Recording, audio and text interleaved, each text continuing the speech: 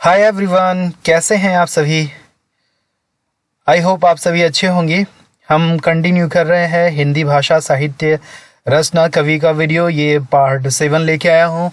इससे पहले मैंने 6 पार्ट आपको दिए हैं। भाग 1 से लेके भाग 6 तक मैं आपको वीडियो दे चुका हूँ और काफ़ी महत्वपूर्ण रचनाओं को हम अब तक कवर कर चुके हैं। उसी सीरीज़ की ये अगली वीडियो है। यहाँ पे मैं आपको काव्य विधा की रचनाओं का कलेक्शन लेके आया हूँ जो अक्सर पूछ ली जाती हैं एग्ज़ाम में। तो यहाँ भी आप इनको अच्छे से तैयार करें और इन रचनाओं को याद करें। और मैं सोच रहा हूँ कि कुछ हो जाए 10 वीडियो के बाद मैं आपका टेस्ट भी ले लूँगा। अभी तो मैं करा रहा हूँ, फिर आपको मैं टेस्ट एक तरह से मॉक टेस्ट करा दूंगा और आप देखें कितना अब तक की पढ़ाई में आप स्कोर करेंगे। लेकिन मैं 10 वीडियो पूरा करने के बाद ही टेस्ट का जो है मॉक टेस्ट को मैं शुरू करूंगा।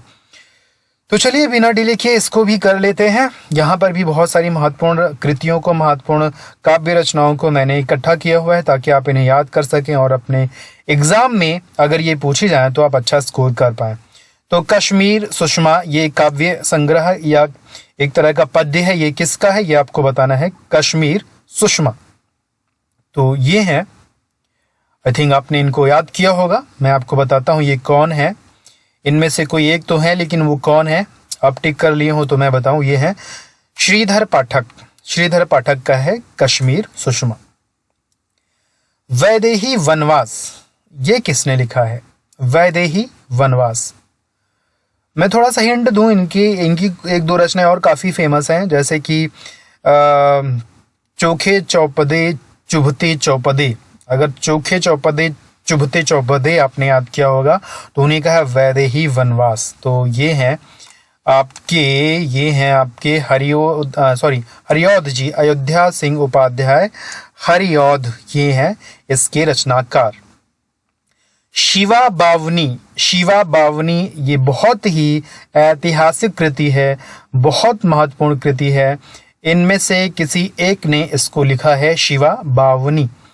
तो आप बताएं इनमें से किस लेखक के, किस कवि ने शिवा बावनी लिखा है। तो आई थिंक आपने सही पहचाना होगा या आपको याद होगा पहले से। ये हैं भूषण, महाकवि भूषण ने लिखा है शिवा बावनी।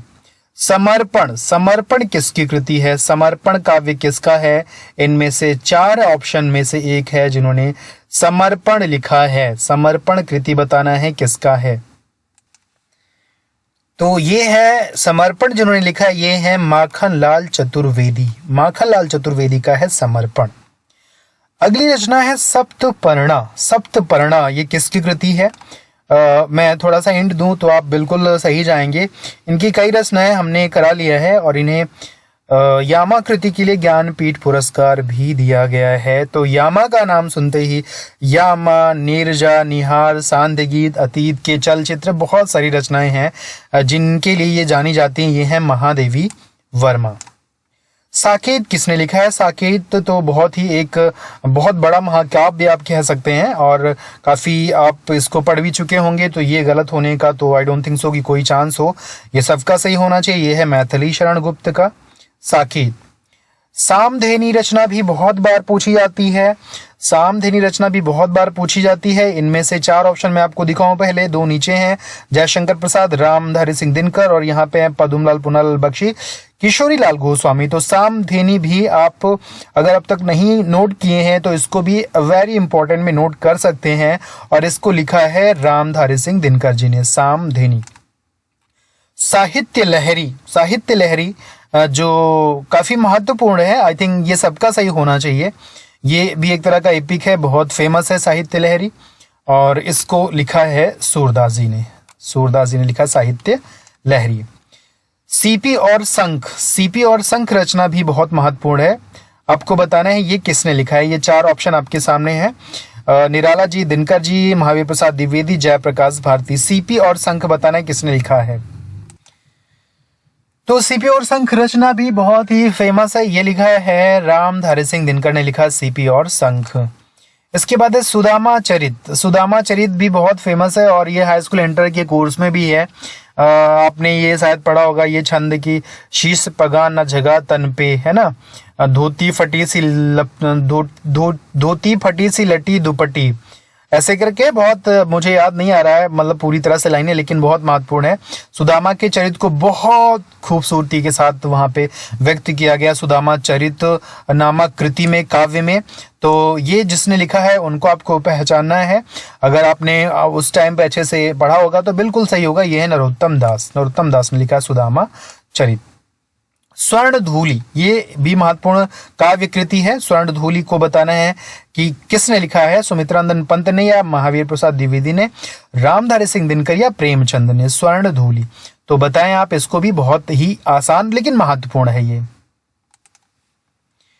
तो स्वर्ण धूलि जो रचना है ये है सुमित्रानंदन पंत की। सुमित्रानंदन पंत प्रकृति के सुकुमार कवि कहे गए हैं, इन्होंने लिखा है स्वर्ण धूलि। हम विष पाई जन्म की, हम विष पाई जन्म की काव्य कृति जो है आपको बताना है ये किसने लिखा है। तो ये भी महत्वपूर्ण कृति के अंतर्गत ही आती है, हम विष पाई जन्म के। तो इसके जो रचयिता है उनका नाम आपको पहचानना है, और मुझे लगता है आप बिल्कुल सही आपने गैस किया होगा या आपको पहले से पता है। यह है बाल कृष्ण शर्मा नवीन, नवीन इनका टाइटल है, जैसे कि दिनकर का दिनकर। हारे को हरिनाम, ये किसका है, हारे को हरिनाम किसका है। यहाँ पे भी आपके सामने 4 ऑप्शन दिख रहे होंगे। हारे को हरिनाम महत्वपूर्ण है और इसको भी आप याद रखें। तो मैं आपको बताऊं ये है रामधारी सिंह दिनकर जी, ये है हारे को हरिनाम भी लिखा है। हमीर रासों बहुत महत्वपूर्ण है, हमीर रासों। एक हठी हमीर मैंने आपको बताया था इससे पहले, हठी हमीर किसका था, प्रताप नारायण मिश्र का, वो नाटक था। लेकिन हमीर रासो एक काव्य कृति है। तो ये काव्य कृति किसकी है, यहाँ पे आपको ऑप्शन 1 नीचे सारंगधर का है, प्रेमचंद, वियोगी हरि, जयशंकर प्रसाद। तो हमीर रासो जो रचना है ये काव्य है यानी कविता है। तो ये हमीर रासो लिखा है सारंगधर ने, सारंगधर ने लिखा है हमीर रासो। हल्दी घाटी काव्य जो है किसने लिखा है, हल्दी घाटी, ये भी बहुत महत्वपूर्ण है। हल्दी घाटी किसका है आपको बताना है। तो आई थिंक जिन्होंने जय हनुमान लिखा है, जय हनुमान जिन्होंने लिखा उन्होंने हल्दी घाटी भी लिखा है। तो अगर आपने जय हनुमान याद किया होगा इससे पहले तो आपको हल्दी घाटी भी याद आ जाएगा। यह है श्याम नारायण पांडे, श्याम नारायण पांडे। वीरों का कैसा हो बसंत, ये तो बहुत बहुत फेमस कविता है, बहुत ही महत्वपूर्ण कविता है। आई थिंक सबको पता भी होगा ये किसका है। बहुत चर्चित, बहुत आसान, बहुत रुचिकर ये कविता है। वीर रस से ओतप्रोत ये कविता है, आपने इसको पढ़ा भी होगा और लगभग सभी ने पढ़ा होगा। तो ये जो कृति है ये है सुभद्रा कुमारी चौहान का है। अगला है लोकायतन, सॉरी रसवंती, रसवंती छूटा था। रसवंती किसने लिखा है, इनमें से 4 ऑप्शन आपके सामने। रसवंती आपको पहचान के बताना है कि रसवंती किसने लिखा है, बताइए रसवंती किसने लिखा है। तो ये रसवंती लिखा है रामधारी सिंह दिनकर ने, दिनकर जी ने लिखा है रसवंती। लोकायतन, लोकायतन किसकी कृति है आप बताइए। यहाँ पे 4 हैं, रामधारी सिंह दिनकर या फिर हजारी प्रसाद द्विवेदी, पद्मलाल पुनालाल बख्श या फिर सुमित्रा नंदन पंत। तो ये जो लोकायतन कविता है, लोकायतन काव्य है, ये लिखा है सुमित्रा नंदन पंत ने लिखा है। गंगा लहरी, ये भी आपने आपके सिलेबस में है, हाई स्कूल या इंटर में है, जहां तक मैं याद कर पा रहा हूँ। यूपी बोर्ड की मैं बात कर रहा हूँ। तो गंगा लहरी वहां पे है। तो ये किसकी है आपको बताना है। तो ये भी काफी आसान है, आई थिंक आपको पहले से पता होगा। ये है पद्माकर की, पद्माकर ने लिखा गंगा लहरी। ग्राम्य गीत, ग्राम्य गीत बहुत महत्वपूर्ण है, आप इसको जरूर याद रखें, महत्वपूर्ण कृति है। तो ग्राम्य गीत आप पहचानिए इनमें से किसने लिखा है ग्राम्य गीत। आई थिंक आपको पता चल गया होगा, ग्राम्य गीत उन्होंने ही लिखा है जिन्होंने, जिनको प्रकृति का सुकुमार कवि कहा गया है। तो आप पहचान गए कौन है ये, सुमित्रा नंदन पंत। ठंडा लोहा, ठंडा लोहा ये आई थिंक मिसप्रिंट है लिखने में। ठंडा लोहा किसकी कृति है, ठंडा लोहा बताना है किसकी ने लिखा ठंडा लोहा, बहुत महत्वपूर्ण ये काव्य है, ये काव्य कृति है ये। तो इनमें से कोई एक है जिन्होंने लिखा है ठंडा लोहा। तो मैं बताऊं ये कौन है, ये है धर्मवीर भारती ने लिखा ठंडा लोहा। धूप के धान, ये बहुत महत्वपूर्ण है, इसको आप very very very very important लगा लीजिए। धूप के धान, धूप के धान ये रचना बहुत महत्वपूर्ण है, ये काव्य कृति है। किसकी काव्य कृति है आप बताइए। इनमें से 4 ऑप्शन आपके सामने है और आई थिंक आप गलत नहीं करेंगे। तो अगर आपने कर लिया हो तो अब मैं बताता हूं आपको। इसका जो सही आंसर है वो है गिरिजा कुमार माथुर। गिरिजा कुमार माथुर ने लिखा है धूप के धान।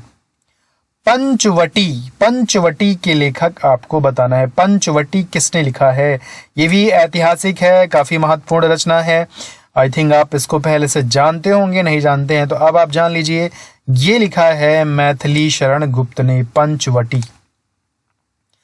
मिलन काव्य कृति है। मिलन कविता जो है किसकी कृति है बताना है, ये भी महत्वपूर्ण है। मिलन, मिलन है तो मिलन किसने लिखा है आपको बताना है। तो आई थिंक आप इनमें से 4 ऑप्शन में से सही ऑप्शन ही टिक करेंगे। तो मिलन जो लिखने वाले हैं वो हैं पंडित राम नरेश त्रिपाठी। पंडित राम नरेश त्रिपाठी जो संभवतः सुल्तानपुर के हैं, सुल्तानपुर यूपी। परिमल किसकी कृति है? परिमल कृति भी महत्वपूर्ण है।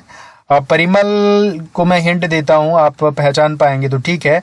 परिमल उन्होंने ही लिखा जिन्होंने लिखा जूही की कली। जूही की कली रचना जिसने लिखा है उसने परिमल भी लिखा है। तो अगर आप जूही की कली जानते होंगे तो परिमल आप अपने आप समझ गए होंगे। और किसने लिखा है? ये है सूर्यकांत त्रिपाठी निराला जी ने लिखा है परिमल। मदनाष्टक, मदनाष्टक किसकी कृति है? ये जो है बहुत महत्वपूर्ण जो कवि हैं, आप देख पा रहे होंगे रसखान रहीम, मीराबाई, रामचंद्र शुक्ल में से किसी ने लिखा है मदनाष्टक। तो मदनाष्टक कृति बताना है किसकी है? मदनाष्टक कृति बताना है किसकी है? ओके, तो आई थिंक आपने लगा लिया होगा। मदनाष्टक कृति जो है ये है रहीम दास की है। रहीम दास की है मदनाष्टक। पिघलते पत्थर, ये भी एक कविता है। पिघलते पत्थर काव्य किसकी कृति है? ये पिघलते पत्थर काव्य कृति किसने लिखा है आपको बताना है। पिघलते पत्थर, तो इनमें से कोई एक है। ओके, मैं बताता हूं ये कौन है। ये है रांगे राघव। रांगे राघव ने लिखा है पिघलते पत्थर। प्रेम वाटिका, प्रेम वाटिका किसने लिखा है आप बताइए। भारतेंदु हरिश्चंद्र जी का है, उपेंद्र नाथ अश्क का है, रामचंद्र शुक्ल का है या फिर रसखान का है। प्रेम वाटिका आपको पहचानना है किसकी काव्य कृति है। ओके, आई थिंक आपने बिल्कुल सही टिक किया है, बिल्कुल सही जो है लगाया है। ये हैं रसखान। जी हाँ, रसखान है। प्रेम वाटिका भारतेंदु हरिश्चंद्र की नहीं है, करेक्ट कर रहा हूं मैं आपको। प्रेम वाटिका नहीं है उनकी, प्रेम माधुरी है और एक रचना है जो अभी आगे आपको मैं बताता हूं। तो ये प्रेम वाटिका किसकी है? रसखान की है। प्रिय प्रवास, देखिए प्रिय प्रवास के जो लेखक है इनकी एक रचना मैं पहले करा चुका हूँ इसी वीडियो के शुरू में, और अगर आप गेस कर पाए तो। और इनकी रचना के लिए मैंने हिंट भी दिया था, चुभते चौपदे चोखे चौपदे इन्होंने लिखा हुआ है। तो आई थिंक अब आप प्रिय प्रवास पहुंच गए होंगे किसका है इनमें से। ये है हरिऔध, अयोध्या सिंह उपाध्याय हरिऔध। तो हरिऔध ने लिखा है, अयोध्या सिंह उपाध्याय। प्रेम फुलवारी, देखिए आ गया ना प्रेम फुलवारी, तो वहां तो मैंने हिंट दिया ही था, अभी आप समझ गए होंगे ये किसका है। ये प्रेम फुलवारी है ना। तो ये प्रेम फुलवारी, प्रेम माधुरी, इस तरह करके प्रेम मालिका आदि आदि रचनाएं हैं भारतेंदु हरिश्चंद्र की हैं। फिलहाल प्रेम फुलवारी किसकी है? ये प्रेम भारतेंदु हरिश्चंद्र की है। और प्रेम वाटिका जो है वो है रसखान की, जो आपको मैंने यहाँ कराया अभी। प्रेम वाटिका और प्रेम फुलवारी, फुलवारी और वाटिका एक दूसरे के पर्यायवाची हैं, लेकिन दोनों रचनाएं अलग अलग हैं। दोनों रचनाएं अलग अलग हैं। वाटिका लिखा है रसखान जी ने, रसखान वाटिका में रहते थे और भारतेंदु हरिश्चंद्र फुलवारी में रहते थे, है ना। जो भी आपको तर्क लगे तो मैं ऐसे बोल रहा हूँ। तो ये दोनों अलग रचनाएं, कंफ्यूज नहीं होइएगा। ओके, तो ये थे 30 MCQs जो काफी महत्वपूर्ण काव्य रचनाओं को लेकर के मैंने बनाया है। ऐसे वीडियो में कंटिन्यू देता रहूंगा, जो भी रचनाओं से संबंधित जो हिंदी साहित्य इतिहास के प्रश्नों को भी मैं आगे कवर करूंगा। तो ऐसे ही आप वीडियो को देखते रहें, लाइक करते रहें और अपने सुझाव कमेंट के जरिए देते रहें। कितना स्कोर करते हैं अगर आपका जी करे तो मेंशन कर दिया करिए कि आपने 30 में कितना स्कोर किया है। और मस्त रहें, एंजॉय करें, जिंदगी में आगे बढ़ें, पढ़ाई करें। ये जय हिंद।